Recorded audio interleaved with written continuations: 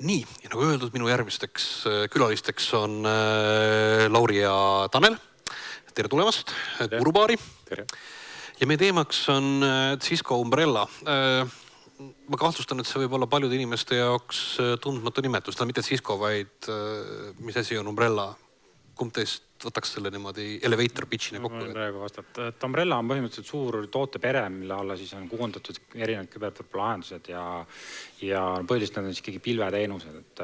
Eestis need pilveteenused võib-olla nii palju veel ei kasutada kui mujal maailmas, et siin Eestis seda müüa võib-olla mõnevõrra keeruline, aga me alustame selle Umbrella kõige madalamast tasemest, mis on siis põhimõtteliselt DNS layer security ehk siis turvalised versus ebaturvalised veebilehed. Selline teenus on nüüd siis koostöös siis tulemas välja. Praegu me piloteerime seda, otsime kliente, kes tahaksid seda proovida.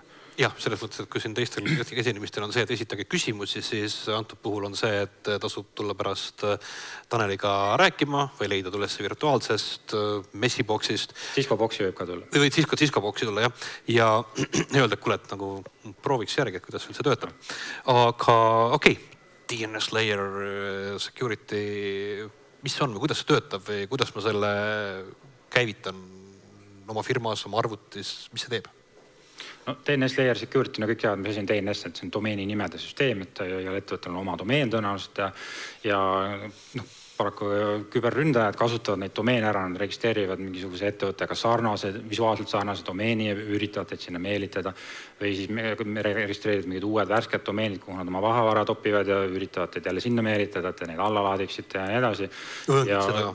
Jube raske on mõnikord ka õngitsuskirja pool aru saada, et kas see on siis päris kiri või kas tohib kikkida või ei tohi ja lõpuks on murdud, sa ei suuda lõpmatuseni eristada seda.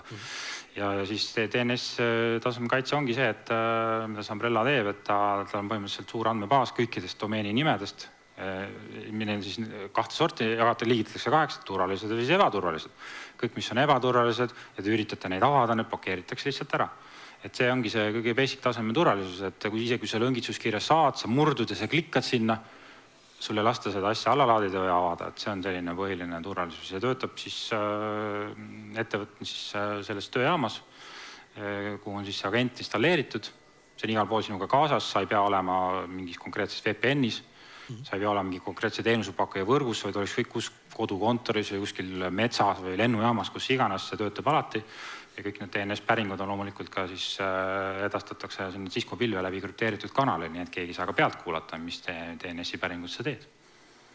Okei, ehk et see on siis umbes samasugune nagu selline nii-öelda inimeste vabakasutuse mõistes on selline tore asi nagu P-hole ehk panna üks Raspberry Pi oma koduvõrgule vahele, mis siis ka samuti filtreerib mingisuguste listide alusel seda nii-öelda, mida lahendada DNS-is ja mida mitte.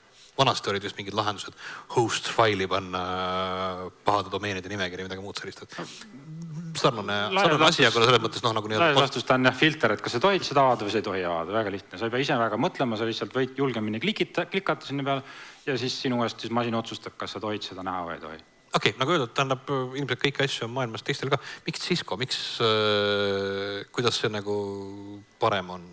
Ja võib-olla oluline ongi siin ära mainida, et Cisco sees siis on eraldi küberturbe ettevõtte nimega Talos, mis on siis maailmas suurim erakapitalil olev turvaettevõte, kes koondab endasse sadu ja sadu turvainsenere, kes tegelevad igapäevaselt kõikide turvaintsidentidega ja info, mida me saame, on siis Cisco erinevatelt toodetelt, erinevatelt klientidelt, erinevatelt võrguseadmetelt, mida on maailmas kõige rohkem, kui me räägime võrguettevõtetest, ehk see visibility, mis meieni jõuab, ehk me näeme kõige enam erinevaid turvaintsidente, me kogume need kokku, analüüsime ja nende baasil siis teeme nii-öelda erinevate patchid, et parandada kiiresti nii meie enda seadmetes, kui see on tegelikult ka saadaval teistele vendoritele ja nad neid seda ka kasutavad. Et see on nii-öelda see, mis taustal toimub ja miks me ütleme, et see Umbrella töötab kõige paremini. Kui sa ütled, et sul on olemas nii-öelda see blokeerimisnimekiri, siis mul libiseb mingisugune domeenide nimekiri, kui sa käid silmedest möödad, kui suur see blokeerimise nimekiri on? Ma juhtan ette, et sellel tänapäeval on mingisuguseid, ma ei tea, miljoneid domeene juba selles mõttes ja neid tuleb iga päev mingi kogus juurde. On teil juhuslikult ka selle poolsed numbrid peas või ei ole? Neid domeene on kindlasti miljonid, aga statistika kohta nii palju võib öelda, et neid Cisco Umbrella kasutajaid on suurusjärgus 100 miljonit ja neid päringuid, DNS-päringuid, mis sinna Cisco pilli tehakse, neid loetakse miljardites, nii et selle info baasilt tekib ikka väga suur hulk kogus, mille peal neid masinõppe algoritme rakendada ja tuvastada neid küberohte, mis siis internetis varitsevad. Et see on tõesti väga suur kogus infot, nagu, mis annab siis selle turvalisuse, et kui keegi kusagil maailma nurgas klikkis selle mingi pahavara peale, see registreeriti ära, see raporteeriti ära, automaatselt blokeeritakse see domeen ära, et kui sinu ettevõtte töötaja üritab ka sinna klikkida, tema jaoks on see juba blokeeritud, tema juba pääses sellest. Et selles mõttes see suur skaala nagu annab siin nagu väga tugeva eelise. Ja me ei räägigi siin ainult Umbrella kasutajatest, vaid tegelikult kõik turvatooted, mis Cisco'l on, kõik need koondatakse kokku sinna Talosele ja see andmebaas on ühine kõigile seadmetele ja ka Umbrellale. Ma kujutan ette selles mõttes sellist tüüpilist küberintsidenti ehk et mulle tuli mingisugune e-post, kellelegi minu ettevõtte töötajatest tuli mingisugune e-post, seal oli sees mingisugune link, ta klikkis kusagile. Kas ma saan kusagilt sealt backendist ka teada, tähendab, et nagu kes veel klikkisid või mitu inimest läksid mul selle õngitsuskampaania ohvriks või langesid ohvriks, mitu arvutit mul on vaja ümber image'ida või mida iganes, mitme inimesega ma pean hakkama tegelema. Ma eeldan, mul on mingisugune dashboard tekib. Ja selle toote koos siis saab see ettevõtte IT-administraator või IT-juht siis saab sinna kasutajatunnust sinna Umbrella portaali.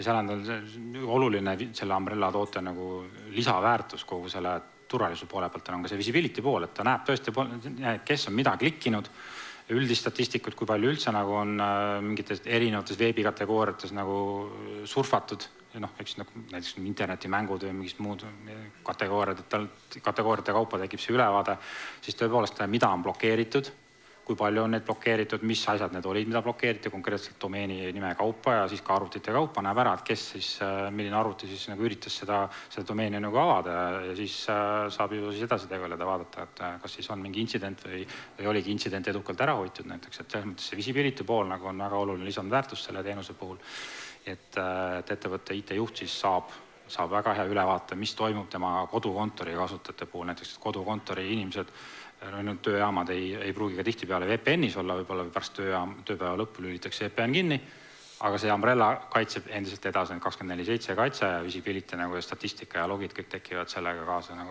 siis seda saab siis IT-juht siis nagu analüüsida, vaadata, mis tal firmas toimub. Okei, ma saan aru, et hakkada pakkuma seda teenusena ja nüüd oletame seda, et ma olen mingi väike keskmise ettevõtte IT-juht, tõenäoliselt ma tegelen enamus oma tööajast mingisuguste haldusküsimustega. Mul ei ole aega vaadata sinna toredasse dashboardi sisse. Kas tegelikult ma võin ka selle dashboardi vaatamise teilt siis outsource ida või? Et ongi mingisugune teie nii-öelda, mis iganes infoturbeteam, SOC as a service jälgib ja haldab seda, sest et jällegi minu jaoks, kui mulle antakse üks uus tööriist kätte, siis ma tegelikult päriselt ei tea, mis need ohud on ja mida peaksin vaatama ja mille pärast paanitsema. Ilmselt ma hakkan keerama kasutajatel kruve natuks liiga kinni, sellest tekib mingisugunegi majasisene revolutsiooniline olukord, eks ju. Kas te nagu pakute seda poolt ka või hetkel on see veel niimoodi selline disaini faasis? Väga küsimus, selles mõttes head, sa mainisid seda, me tõepoolest SOC as a service teenust oleme ka välja toomas turul järgmise aasta teises pooles, et see on täiesti päevakorral, kliendid järjest rohkem küsivad seda, nad tahavad seda saada, nad tõesti tunnevad vajadust selle järgi ja see on üks asi, mida me kindlasti tahame klientidele pakkuma hakata. Sest et jah, et ma just eelnevalt rääkides nii-öelda DevOpsi teemast ongi see, et see hulk inimesi, keda meil on võimalik palgata tegelema iganes valdkonnaga on tegelikult piiratud ja see, kui neil on rohkem kogemust, ilmselt aitab neil hoida oma kvalifikatsiooni kõrgelt, eks ju, siis tegelikult lahendada ka rohkem erinevat sorti probleeme. Kui ma oled sa kohanud juba, ilmselt sa ise kasutanud seda ka, eks sa proovinud. Kuidas sul on? Ma kohati nagu kõikide nende piiravate teenuste puhul kardan, et järjekordselt ma ei pääse sinna, kuhu ma tegelikult tahtsin minna ja mingisugunegi jama on ees. Et on seal olemas ka mingi tagasiside, et ma saan kasutajana öelda oma sellele nii-öelda virtuaalse saapaga visatava IT-juhti ja ütlemaks, et kurat, sa keerasid sellele kinni. No laias laastus võib öelda, et kui sa mingit jama nagu ei korralda, siis sa ei näegi seda teenust nagu, ta istub sul taustal, ta kontrollib, et sa nagu kõik on korras ja sa ei taju nagu kasutajana üldse, et sul midagi, mingi agent on arvutisse istutatud, mis vaatab, kuhu sa klikid nagu. Et selles mõttes, kui sa nagu viisakaid asju teed, ei käi kuskil mingisugusel kahtlastel saitidel, ei tegele mingisuguse gaminguga näiteks või sartmängudega, mis iganes, et siis on nagu kõik okei, sa ei märka mitte midagi, teenus töötab väga hästi, et küll aga jah, kui on ettevõttes on mingisuguseid kahtlase käitumisega isikuid, kes tegelevad asjadega, millega võib-olla ei peaks tegelema, siis jah, tõenäoliselt nad hakkavad märkama, et see teenus tõesti midagi blokeerib. Ja aga teistpidi on jällegi see, et kui nüüd klient on kindel, et see koht, kuhu ta tahab minna, on õige koht, aga meil on blokeeritud see, eks ju, siis on seal, tekib see veebileht, kus sa saad anda tagasiside ja siis saab juba otsustada nii see administraator, et kas ta avab selle listi või läheb see info tegelikult ka Ciscole ja kui Cisco teeb uuesti analüüsi läbi ja selgub, et see on õige asi, siis tehakse see lahti. Mul on selle kohta, siit tekib mul nüüd järgmine küsimus, jah, et okei, just täpselt see õhtul arvutis teen midagi veel. Et olles olnud nii-öelda GDPR-i vaatest DPO andmekaitse ohvitseri rollis, siis mul on alati küsimus on see, et kollega need adminid natukese liiga palju minu kohta ei tea selles mõttes, et nad teavad, kus saitides ma õhtul käin, et kas see ei ole nagu mingisugune probleemiks või et kas ma pean, ütleme, firmas kehtestama mingid väga spetsiifikad, kas need sellised privaatsuskaitse reeglid on sellesse dashboardi juba sisse ehitatud ala selleks, et pääseda mingitele andmetele sisse, tuleb alustada, ma ei tea, sisejuurdlust või midagi muud sellist ja dokumenteerida see või siis saabki admin lihtsalt minna vaadata, et okei, Marvet, mida ta täna õhtul siis nagu külastasid tegelikult? No ja see on väga tundlik teema, et selles mõttes GDPR ja see eetika küsimused, need tulevad selle teenuse puhul tõesti nagu mängu ja me peame juriidika selles mõttes paika saama, et juristidega väga täpselt nagu läbi arutama, kuidas me seda teenust saame pakkuda. Aga laias laastus jah, et selle teenusega võivad tekkida sellised riibed selles osas. Teistpidi muidugi kõik liigutused logitakse igal juhul ja me ei tohi ära unustada, et siin tegemist on ettevõtte sisese võrguliikluse trackimisega ehk kui me nii-öelda anname ettevõtte poolt arvuti, siis ka ettevõte teeb reeglid, et see ei ole päris see nii-öelda eraisiku GDPR reeglistik, mis siia kohe rakendub, eks ju, et nii-öelda ettevõte võib teha rohkem reegleid, ta lihtsalt peab informeerima inimesi. No tavaliselt ettevõttest võtaksegi allkiri, et sa oled nõus sellega, et sinu arvutit logitakse ja nii edasi. Ehk et aga kuna selline teenusena asi on kättesaadav ka väiksematele firmadele, siis minu selline nii-öelda andmekaitse ohvitseri poolne soov oleks see, et võib-olla oleks hea, kui selle nii-öelda onboarding paketi käigus oleks olemas ka selles mõttes söökene nii-öelda juriidiline tutvustus, et okei, et te teaksite, et see tüüp, kes hakkab sinna sisse logima, tema pääseb sellistele andmetele ligi ja tema peab olema selles mõttes nendega eriti tundlik. Ja ülejäänud inimeste puhul on see oluline, et nad oleksid teadlikud ja et nad sellest samast sisekorra eeskirjast oleksid selle allkirja paragraafiga läbi lugenud, eks ju. Ja, see on väga hea märkus, kindlasti võtame arvesse selle. Aga aitäh teile!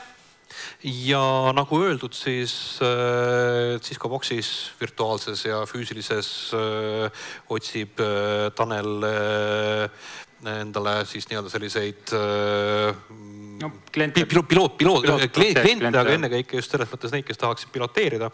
Ehk et kui te olete keskmisest rohkem valmis andma tagasisidet ja ütlema, kuidas te tahaksite ja kuidas see teenus tegelikult ka võiks kujuneda, siis hetkel on täpselt selleks ideaalne variant. Veel kord, aitäh!